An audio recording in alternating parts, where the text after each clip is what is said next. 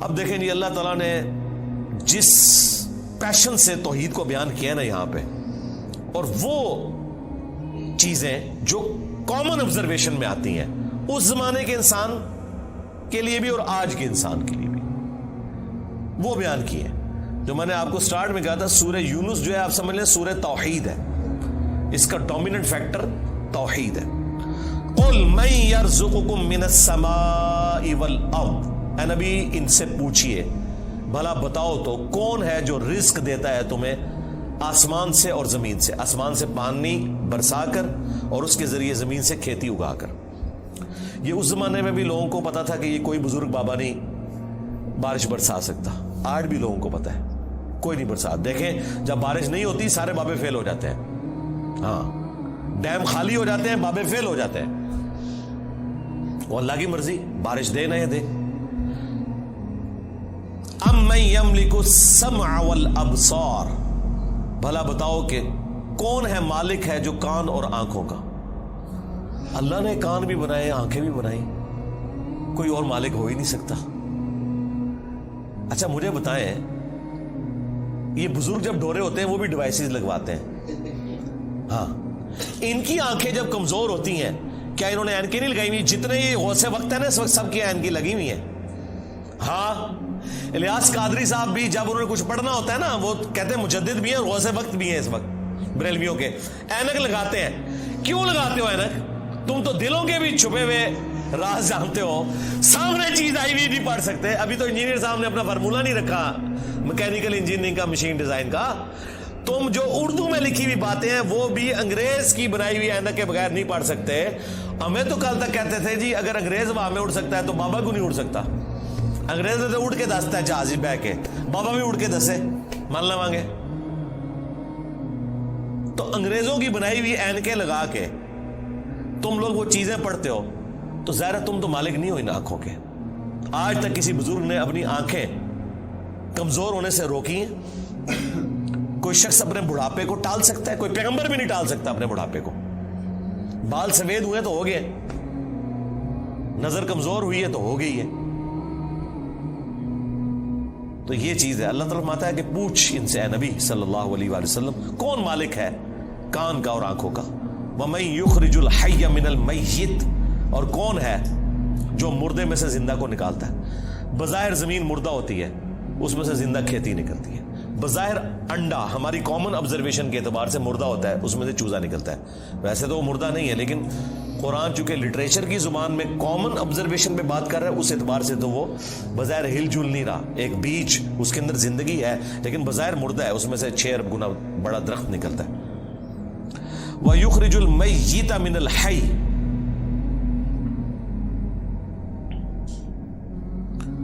اور مردہ کو نکالتا ہے زندہ سے. زندہ میں سے مردہ بھی نکلتا ہے.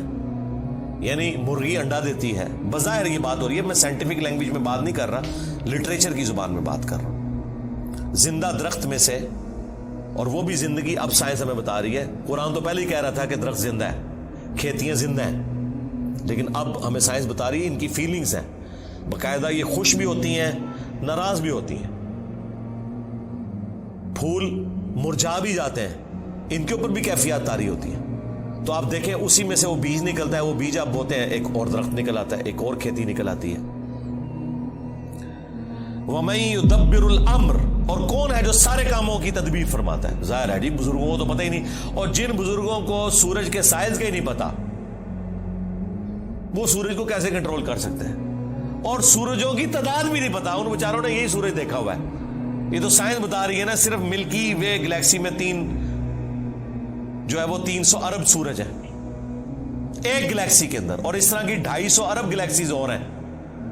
بزرگوں تو پتہ ہی نہیں تھا. آپ لاکھ کہتے رہیں گے وہ شاہ شمس تبریز نے بوٹی بھون لی سی. دادا کرو کہانیاں ان کی سنیں. فَسَيَقُولُونَ اللَّهُ، تو یہ انقریب کہیں گے اللہ ہی کرتا ہے. یہ دیکھو مشرکین عرب بھی بتوں کو ساتھ شریک ٹھہراتے ہوئے بھی کہتے تھے نہیں اے کام نہیں بت کر سکتے، اے وڈا ہی اللہ کرتا ہے. اور یہاں کہہ رہے ہیں بزرگوں کی ڈیوٹیاں لگی ہوئی ہیں. اندازہ کریں. فَقُلْ أَفَلَا تَتَّقُونَ، تو اے نبی سے فرماؤ کہ کیا تم ڈرتے نہیں ہو اس شرک کے کام سے؟ اندازہ کریں مشرکین عرب اللہ کو مانتے تھے لیکن اس کے ساتھ شریک ٹھہراتے تھے. ہمیں بتایا گیا ہے کہ جی یہ قرآن کافروں کے بارے میں نازل ہوا ہے جو اللہ کو نہیں مانتے تھے، تاکہ آپ کا خیال ہی اس طرف نہ جائے کہ آپ کے بابوں کے بارے میں بھی ان کے ماننے والوں نے وہ عقیدے رکھے ہوئے ہیں جو مشرکین عرب نے اپنے ان بتوں کے ساتھ رکھے تھے، سوائے ایک فرق ہے کہ وہ انہیں چھوٹا آلیہ کہتے تھے. یہ آلیہ نہیں کہتے، اللہ کے بندے کہتے ہیں. ادروائز باقی ساری چیزیں وہی ہیں. اللہ کے نیک بندوں کے نام کے اوپر، فرشتوں کے ناموں کے اوپر انہوں نے بت کھڑے کیے ہوئے تھے.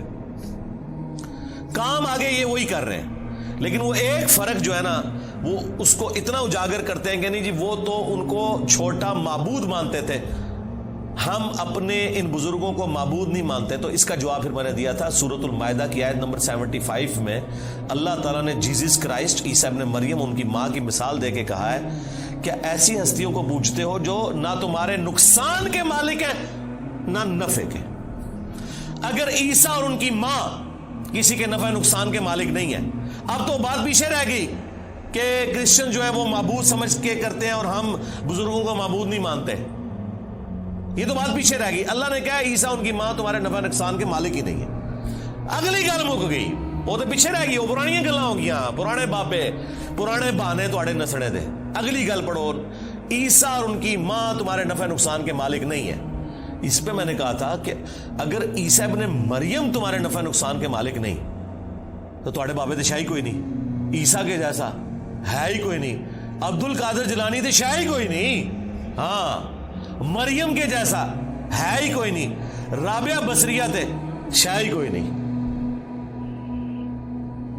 تو وہ آگے نہیں پڑھتے، کہتے پیچھے پڑھو، وہ عبادت کرتے سن. سرکار مان لیا، اگے پڑھو کہ عبادت کرتے تھے یا نہیں کرتے تھے. اللہ نے کہا نفع نقصان کے مالک نہیں ہے، وہ اللہ ہی ہے. اس کا مطلب یہ ہے کہ جس کو تم نفع نقصان کا مالک سمجھتے ہو گویا تم اسے خدا مانے ہوئے ہو، بھلے تم کہتے رہو کہ ہم اللہ کا بندہ مان رہے ہیں، اللہ نہیں مانتا اس بات کو. اس کے ثبوت میں سورۃ النمل کی آیت نمبر 62 ہے.